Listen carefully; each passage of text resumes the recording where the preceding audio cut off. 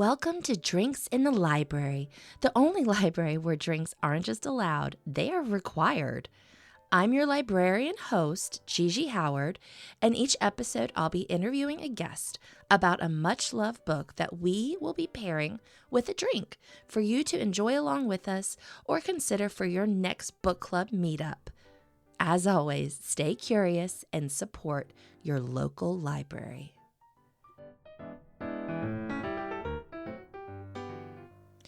Hello, Libration Nation. This week we are discussing The Women by Kristin Hannah.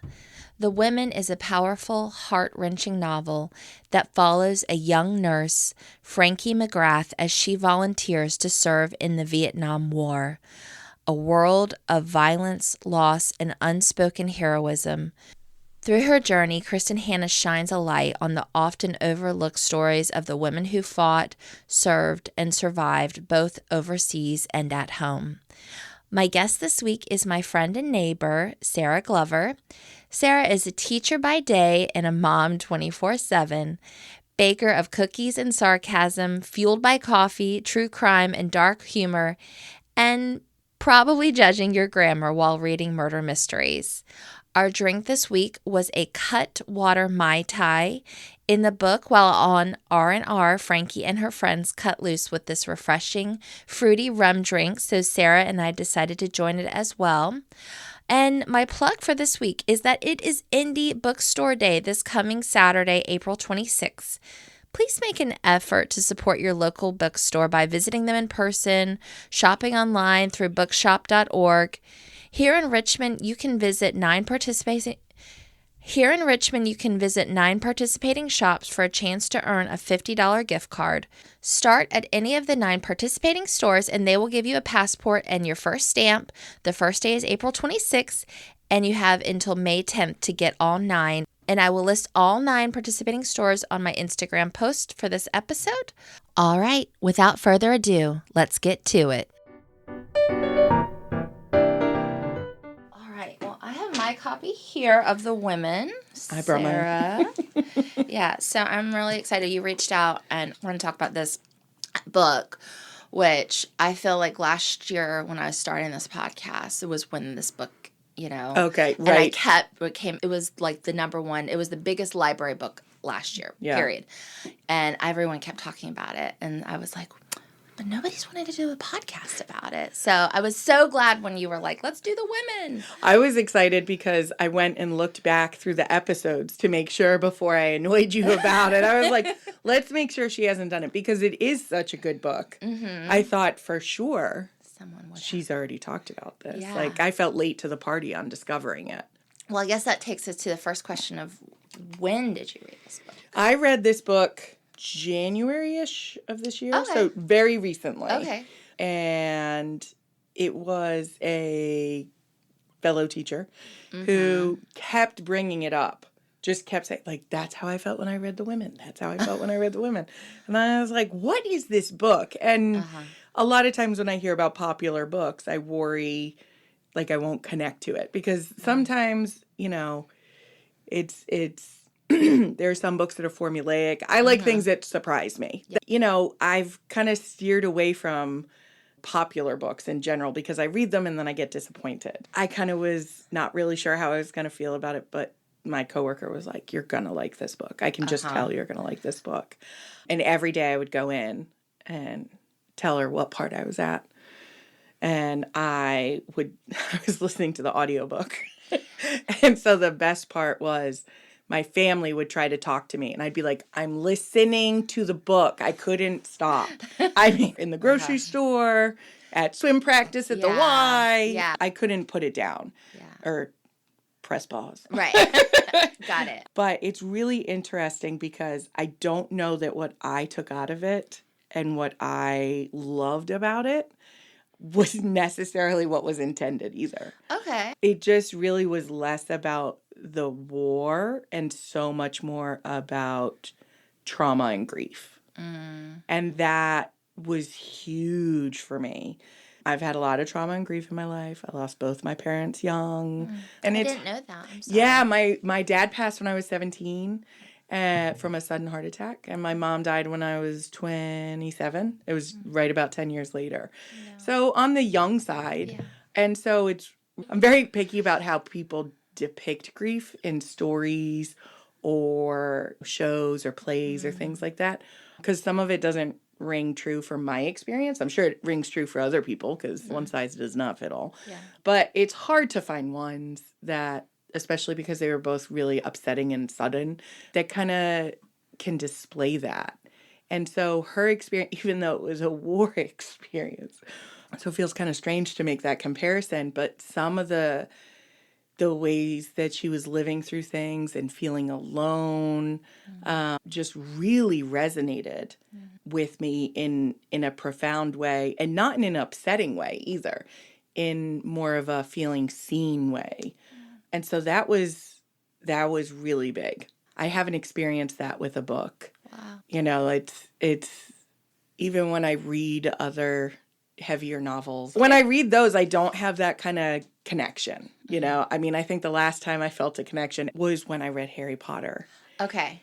And, you know, he felt weird. He didn't fit. He was alone. Yeah. And it sounds really cheesy, but that just resonated with me at that point in my life, too. Mm-hmm. And even in that fantastical world. And so with the women, it felt much more grown up, much more of like Sarah the grown up in trauma, like, and kind of knowing what it is. Because when I was younger, I don't know what that is, but just seeing that those experiences that she went through that are so unique, being in a war, not being able to tell people fully, people don't want to hear. Yeah. That's a big one. One of the themes that I noticed was the state of being in constant fight or flight mode. Just kind of that becoming the norm when she's in the war, and then you can't turn that off. Yeah. There's like your brain literally has now been trained to be prepared and on alert at any moment. Right. And so that's where my personal connection came in, is like I had to be hyper vigilant. I mean, I didn't really need to, but my brain thought I did after my dad passed. And so I was very annoying to my mom. It's probably the nice way to say it. Okay. Just being in that fear of waiting for the other shoe to drop, waiting for something else to happen. Even if there's no big bad, something else is going to happen. Yeah. Because you stay in that fight or flight mode so long. Yeah. You literally have to retrain your brain to not feel like you're in fight or flight mode. And just seeing that was a struggle for her throughout. The emotions rang true. The emotions you could connect to. And then it's made me more curious about the Vietnam War, just because I know it was a war. It's bad. Right, I know that people were against it. Right. I'm going to be honest, I don't know a ton about it. Yeah. And so seeing it just from a totally different perspective, where her experiences are invalidated as a woman, you know, I think that's huge. Right. And then, because I think war is horrible. People came back from World War II and they're celebrated. People came back from Vietnam, and it is, one, we didn't win. I'm going to say it very broadly. Yeah. You might guess what my opinion is. Some people might say we shouldn't have been there. Right. This was like a no-win situation for anybody, it seems, from my understanding. Yeah. And then the other piece, too, is that it's during a time period where women are fighting to be seen in general. Yeah. And then to try to be seen as a veteran. I cannot even fathom during that time. Because I think women as veterans today are still not always given their due credit. Were you really fighting? Yeah. Were you just like a nurse? Like, you say it like that and you're like, oh, and you don't think of these vivid images that, I mean, Kristin Hanna just paints very descriptively during that time. Gives you full on, you feel like you're in it. There were times sitting in the Y while my kids are swimming. And like my brain is like in the jungle. And it's really captivating in that way, that it sucks you in. It does. And I think that also contributes to then that kind of free fall when she's not there anymore. Because then it's like she's exposed. Yeah. She's been plucked out. Yeah. And that feels foreign to her, to not be in that place. When she comes back home. Yeah. Trying to find herself afterwards. Yeah. Why don't you take us through the story and tell us, like, who Frankie is? Because she doesn't start off. You don't start off in Vietnam. No. Frankie starts off, I'm not going to lie, she was kind of a dud at first. Like, she just... She seemed like a well-to-do girl who had done all the good things she was supposed to, was very much the good girl of a military family. And when they're celebrating her brother going off to war, and he goes off to war, and spoiler, doesn't make it. That's very early in the book. It is early. I feel like it's not... Yeah, that's kind of... You know that, like, right away. Yeah. And so I think it was so interesting, too, to hear her try to enlist and not be able to. That was wild to me. Because I was like, weren't they trying to get, like, everybody possible at this point? And it still seemed like a struggle. And so she's still in this very idealistic, naive way, goes off, enlists in the Army, which was a big to-do because it wasn't the Navy, and her family was a Navy family. Yeah, well, the Navy was like, no, you're not good enough for us. Army will take anyone. Yeah. I'm like, oh, there's a lot of subtlety there. And so she enlists in the Army as a nurse. She had gone to nursing school. But she is, like, fresh out of nursing school. So no, very minimal practical experience. I also loved the description of how she looked when she arrived in Vietnam with the nylons and everything's pressed and formal and completely pointless. Yeah. Because you're in the middle of a war in the jungle. Yeah. And then in the end, she's in her combat boots and she's got, scissors in her pocket. Doesn't she, like, have to jump out of a helicopter or something in high heels? Yeah, she jumps out of the helicopter in high heels with, like, a formal suitcase bag. And she walks in and sees these women wearing, like, cut-off shorts and big combat boots, and she's got the big clunky helmet, and it just was such a shocking difference between the world she was leaving and the world she was entering, and she was not even a little bit prepared. Right. I mean, the nursing degree was nice, but it wasn't, if it weren't for those relationships that she built, she wouldn't have made it. I mean... Women supporting women lifting each other up. And they tease her at first. And what she doesn't know in that moment is that they're teasing her because they've been her. Yeah. And they know what she's going through. Yeah. And that it's going to be rough. Right. Why not start with a joke? It's one of those things where that's the beginning of it being the women. Like, they are each other's, like, soulmates, for lack of a better term, Like, it just...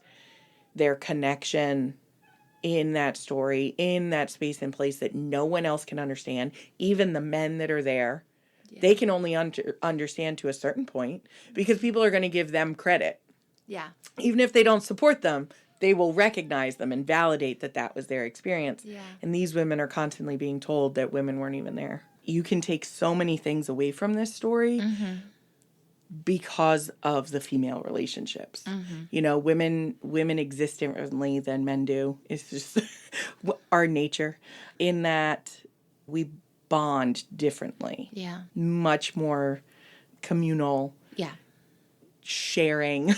Yes. Men do too, but it's just very different. I think it's definitely more natural for women. Yes. And I think men sometimes have to work at it a little bit more. Yeah, I do too. And I think that starts young. I think that's when, I think about my relationship with my younger sister. Yeah, I was going to ask. And we very much, like, there are times we're sisters, we can fight with the best of them, but at the end of the day, we're always like, yeah, but we get it. She knows. We can say those things, the dark and twisty.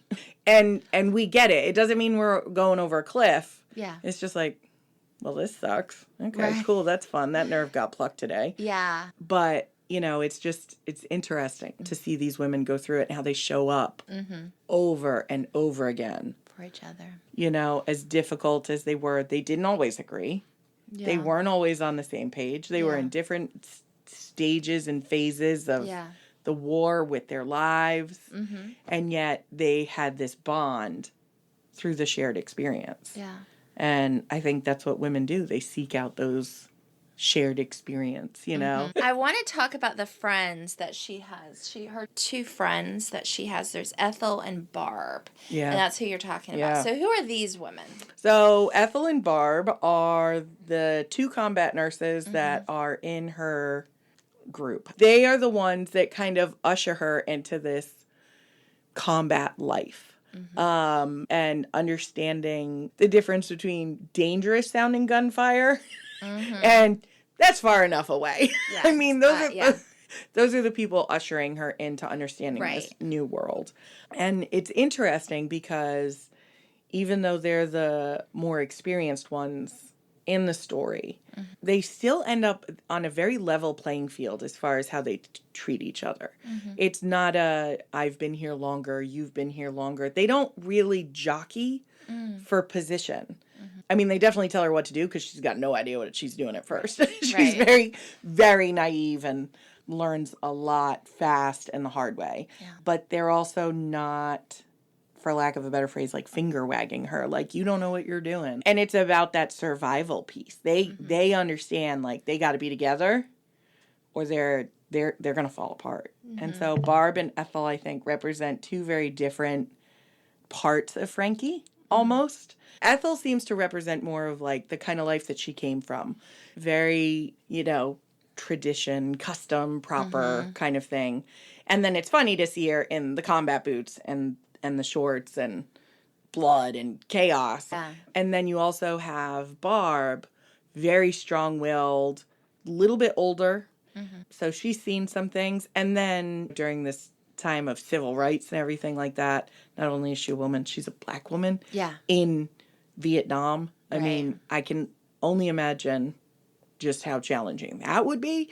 But none of that seems to matter when they're in this place. They become each other's equals. They're peers. They're not, there's not a ranking, whereas you think about the men and there's a very strict hierarchy with the men. I think with the women in this story, it's more about, okay, we got to stick together. Yeah. Because it's just us. So even if I don't like you, I'm going to like you. We're going to make it through this together. Yeah. But I think in the end, as the story progresses and they return, I think it shows that their bond goes much deeper than their experience in the war. And Barb is great, very feisty, very direct.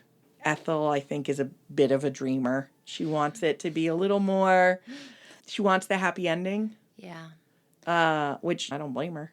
Right. There's nothing wrong with wanting it. Right. But I think that that's where it kind of represents a little bit of two sides of Frankie. Frankie really comes into this in the beginning thinking she wants that storybook life. And going back to it isn't the storybook she thinks. Yeah. And so I think they really kind of balance the parts of her. That's really interesting. I hadn't thought of that before. I'm thinking, are you more of an Ethel or a Barb if we're having this conversation? I'm more of an Ethel or a Barb. I don't know. Yeah. I think it depends on the day. Okay. I mean, if you ask people I work with, I might be more of a Barb because I get a little feisty. Okay. Love it. Love it. But I think as much as I saw myself as a Barb growing up, I think I ended up in Ethel. Okay. Very much more traditional. And I like it that way. I don't think I always saw that for myself. Yeah. Because of the trauma, because of the experience. You worry about that. Am I going to get married, have babies? Yeah. I don't know. And then Barb, I love her. I like that she's loud. She's unapologetic. I have been accused of being both of those. So I like that. I like that aspect. But again, I think it's that balance and seeing that, especially, you think about civil rights, women's rights. They're trying to figure all these pieces out all at the same time. And they represent so many parts of most women. Yeah. We contain multitudes. Yes, we are very, very complex. Yes. It's talking about vibes, too. What's this story like? Like, what does it feel like? I mean, it's definitely... It's not silly. No, but I think that there's a lot of... I mean, it's heavy in the topic, but it doesn't have such levity that you can't enjoy it. Because there is, the comedic in the dark. You know what I mean? Like, I think that there are some funny moments. They're jumping out of helicopters. They're making pools out of random things. Yeah. They're talking about hanging out with boys. I'm like, what? This is a lot of socializing for people that are at war. That surprised me. But I don't doubt that there was a lot of that. It's just, I think it's a good balance, because I don't actually like really heavy books. So it's kind of funny because it's meaty, I'd say, more than heavy. I don't think it takes itself too seriously either. So I did enjoy, there was definitely some moments of comedic relief, classic romance drama that I appreciated. Yes. I was like, oh, no. She has several lovers. She has several, yes. Yeah. Which I also would not have seen from Goody Two Shoes Frankie in the beginning of the story. She was very, very proper. And so to see her really unapologetically come into her own. I do like that it's not too cliche. It's not cookie cutter. That it answers the problem. Yeah. I mean, the men are not there to save her. Yeah. And I think that I enjoy as well. Like, she's there to take care of herself, and that's what ultimately happens. But the men are definitely a big part of the story. But her relationships with the women are even more important. Yeah. And I think that that's kind of true to life sometimes. I know it sounds bad. I'm like, I imagine myself as a little old lady with my friends. But, you know, it's one of those things where the men are they're an important part of the story, but they're not the most important part of the story. Yeah. It's her own journey. Yeah. That I think... Kind of. It's almost like a self-discovery. Like, it sounds silly. It's almost like that coming of age, but not like that 12, 13-year-old angsty kind of thing. It's much more of coming into adulthood for her. Well, and that Frankie would have been a totally different person if she had not gone to war. Yeah. She was from California, from Coronado Island. Yeah. Pretty wealthy family, and I'm kind of bringing up two things, but another thing that's important is the wall in her family's home. And it's filled with the veterans of the family. And the men are the veterans, and the women on the wall are all in their beautiful wedding dresses. Yes. And those are the two roles. And that was one part she didn't quite get it. I'm like, how do you not get it that that's what your parents want for you? Right, you know? right. But she's like, and I'll go and I'll join forces. And my parents will be proud of me. And that is not how that goes. Yeah. Yeah, I think it's interesting because I think the Frankie at the end of the book would have seriously disliked the Frankie who didn't go to war. Yeah. Yeah. I think she would have had some regrets if we were talking about, you know, A Christmas Carol and she's looking at her choices. You know what I mean? Because how do you become who you are? Yeah.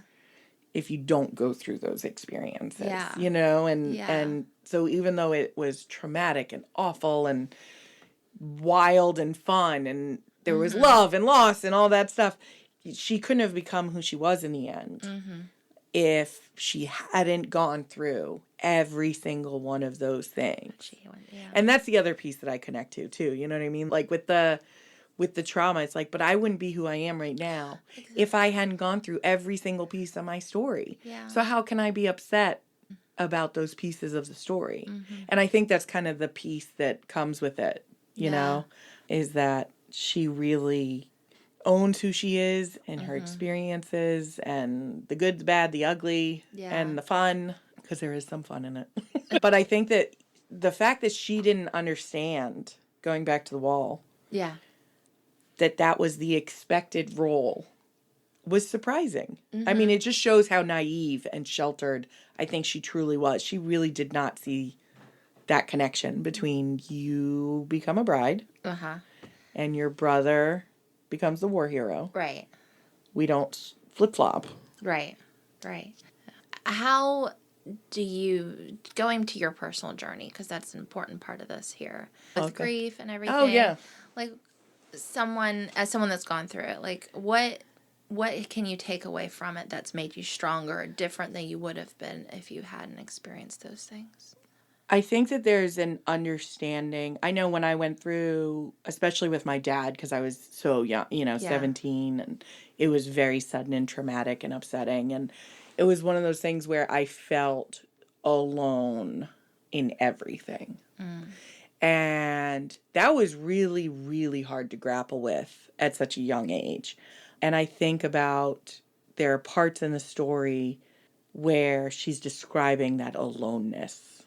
And it's really, having been 25 years removed from this experience, it's a little easier to say it, but, you know, it's awful to be in it.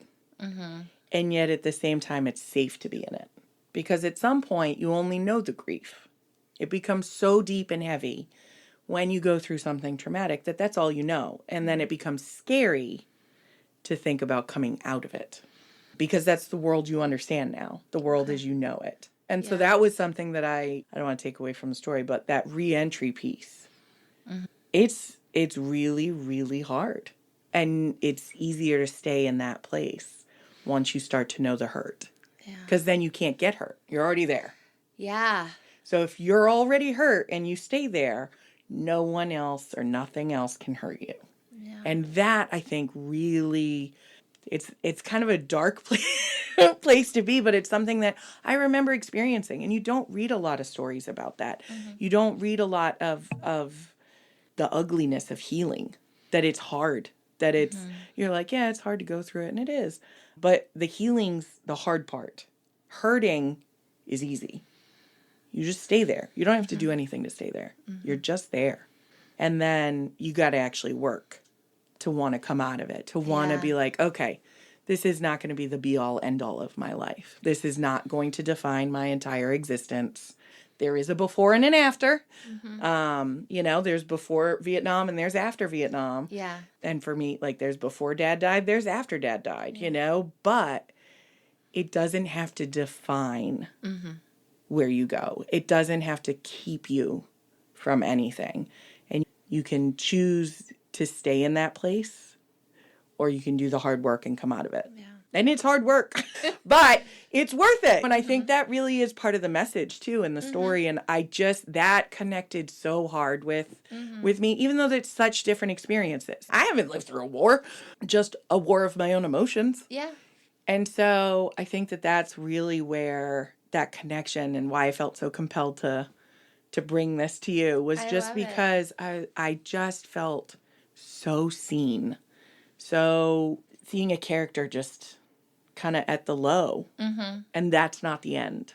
Yeah. That's not the end of the story. Yeah. So that's kind of where my personal journey really clicked there, is that it does create the before and the after. It does get low and ugly. But at the same time, it's sometimes the best things can come out of that. I mean, I think about the women I'm friends with now that were with me during that time period. And they're some of my closest friends still, 25 years later. Yeah. Well, I imagine it makes those relationships stronger. Oh, because they understand. They understand. And there's no filter. Yeah. You know, like you think about in the story when she's having difficulties and she doesn't have to have a filter with the women. She can say the raw emotion, whether she thinks she's supposed to feel that way, whether it's good, bad, mean, about herself, someone else, like whatever it is, the anger, all of it. She can say it all, and they are still there. Yeah.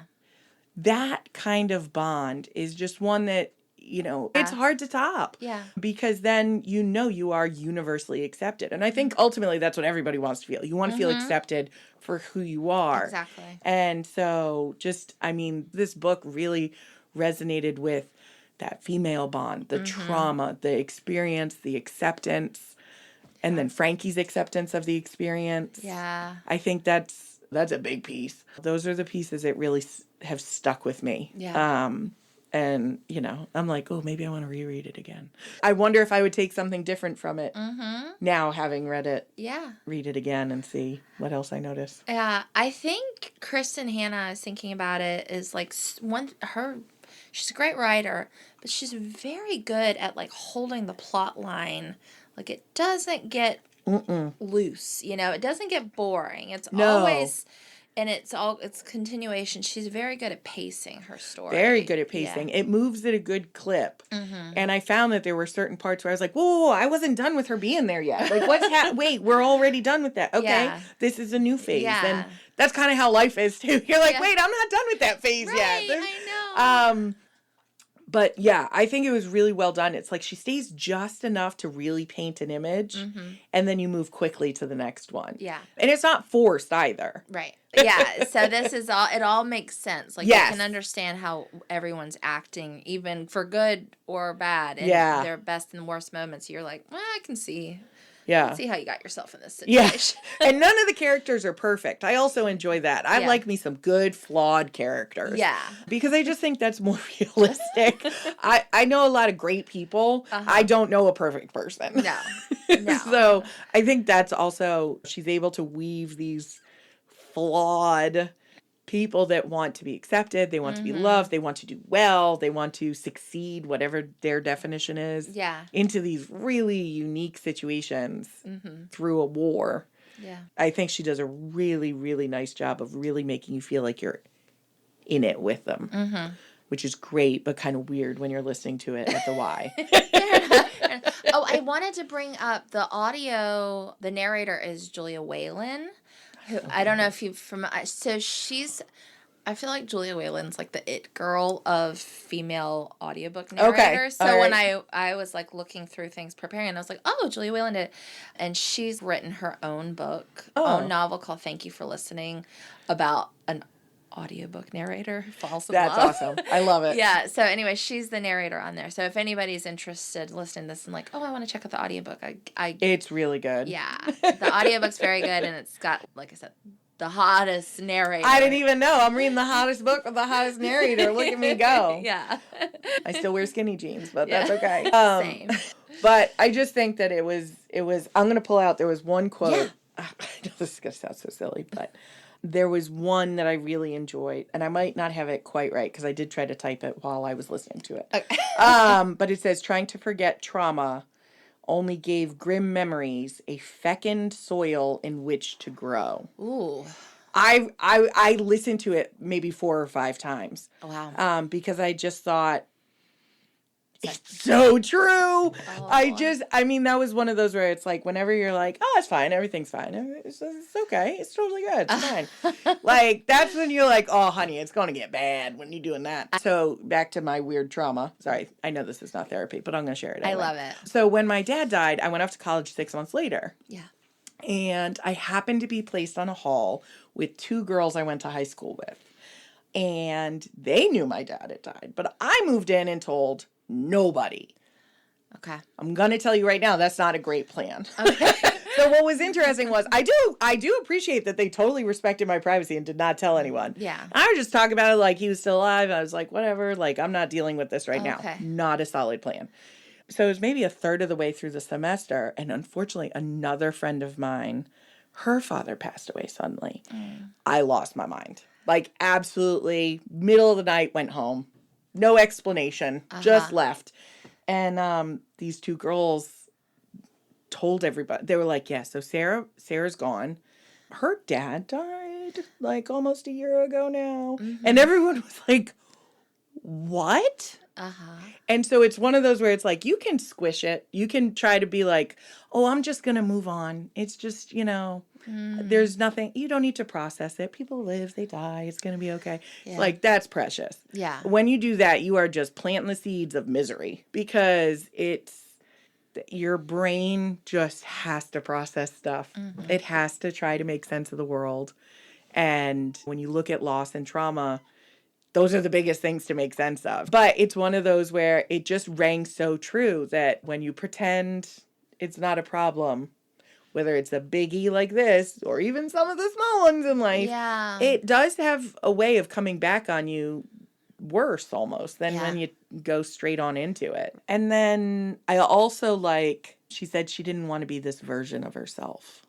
And I think that's really interesting when you think about the Frankie that starts and her dreams and hopes. And even her dreams and hopes of what she'll be like as a combat nurse. You know what I mean? None of it comes the way she thinks it's going to. Yeah. And she's so disappointed in who she's become. And she kind of has to get to that point to accept who she's becoming. And to be okay with that being a piece of her story. Yeah. And so it's like, it's okay to not like versions of yourself. but you don't stay in it. I mean, you're like, oh, okay, this is not great. But what am I going to do if I'm not happy with this version of myself? If I'm, self-destructive or whatever the case may be, you come out of it when you recognize you don't like it. And so I think that's a really important kind of turning point in the story that resonated with me. Like when you make the choice to tell the people in your hall that your dad died and you might be just a little bit traumatized. Yeah. That amazingly enough, that's when people are still there. And it's funny to me because it's like people don't always shy away when they see the ugly. Yeah. I think sometimes people do. People do sometimes. Absolutely. Yeah. I think a lot of it, like what you're saying, is like not liking that version of yourself. I mean, we all try to present the best version of ourselves, but I think that's very relatable. Oh, yeah. I think people will show up for you even if you're in your messy moments because they've been there. They understand it. I remember one time I did something really embarrassing. I felt so embarrassed, and I told my best friend, H-Bomb, Hannah, and I said, I did this thing, and I did it in front of so-and-so, and she goes, oh, who cares? She was thinking, well, I've done that before, and it was so like, oh, I'm not a disaster. Right. I mean, it's that people feel like they're alone in all these things, like all the embarrassing things, all the like, oh, so I went through this phase where I did this, and you like don't want to talk about it, and then you do, and then someone goes, oh, I did that too, and people really do. They'll accept the people that care for you, that want to care for you, are going to accept the messy stuff they don't necessarily like either. You know what I mean? Like, they're like, don't do it again. Yeah, they're like, could we not? Yeah. I have a girlfriend. She's great. She's lived through a lot of messy moments with me. I'll tell you that. We lived together in New York City, which was a particularly messy time in my life. And it's one of those where it's so great because I'll be like, is this one of those things I should apologize for? She's like, no, but you know what you said last week? That really bothered me. And I'm like, oh, well, I'm glad you told me now. You know what I mean? Like you get to that point where you want people to be honest with that. And even if you're not happy with your version of yourself, or, I am constantly putting my foot in my mouth. Occasionally now I'll be like, that was it, right? I just did it again. Oh, no. And it's like, although most of the time I don't notice it. I'm trying. But it's one of those things where I think that people really do want to think the better for you. You know what I mean? Like think that you're working on it, that you are a work in progress. Yeah. And that's okay. I'm thinking about Frankie's relationship with her family towards the end of the book. And learning to accept each other and know who they are as people. Yeah. Even if they have not been on the same page the whole time. Or they didn't put her on the wall. Right. They didn't put her on the wall. I mean, that was a big deal. But their ability to getting to a point of understanding. And I think that that's part of the journey that I also like in the story is that her family kind of starting to see her. Yeah. Because they didn't at all. She was an object. I mean... Literally an object to be married off and to put on a wall and to parade around. And she's not that in the end to them. Yeah. And I think that's a big change. Absolutely. I want to ask, have you read any other Kristin Hanna's? No, this was my first one. Really? Yes. And I actually was like, how have I missed this? Like, what planet have I been living on? Oh, I'm so excited I'm for excited. you. The next one on my list is the Great Beyond. No, Great Beyond? Yeah. That sounds right. Yeah, the Alaska book. Yes, the Alaska one. Yeah. So I'm excited. I'm on the wait list at the library for the audiobook, of course. Okay. Kristin Hanna is having a moment. She's been having a moment. I mean, she's prolific at this point. I have read, I think, most of her books. Oh, wow. Point. Yeah. What's your favorite? They're all really good. They're all very, she's, like I said, very good at keeping pacing the novels. Firefly Lane, I think. Oh, is that the one that got turned into a show? Yeah, it got turned into a show. Okay. Yeah, so that's the one about the two friends. The two friends, they grow up together? Yes, and then there's other stuff that happens. So it's told over, a long period of time, right? Yes. Something like that? Yeah, a whole lifetime of things. So, and then there's a book 2 to that. I really like that. I liked all of them. And also going back to my friend Hannah H-Bomb, she's the one who told me about Kristin Hanna, oh, okay. almost 20 years ago. Oh my gosh. And Kristin Hannah's original books were much more like romancy, and then now they've become much more about the relationship. She's found her niche. Yeah, she really has. The earlier stuff is really good too, but I love stories about relationships and real people, and I feel like she's very good at character building and all those things. Yeah. Right. Like someone you would actually meet. I do enjoy some fun to read books. And then it's nice when you come across one of these that you're like, oh, like it's just, I was so excited to talk to you about it because I was like, who am I going to talk to about this? Like, this is a great book. Yeah. Everyone needs to read this. Okay, maybe not everybody, but I did, of course, very promptly tell my sister. I was like, Sue, by the way, you got to read this book. Has she read it? She hasn't read it yet. Okay. She's also on the wait list at her library. Okay. Sorry, Sue. It's very popular. I know.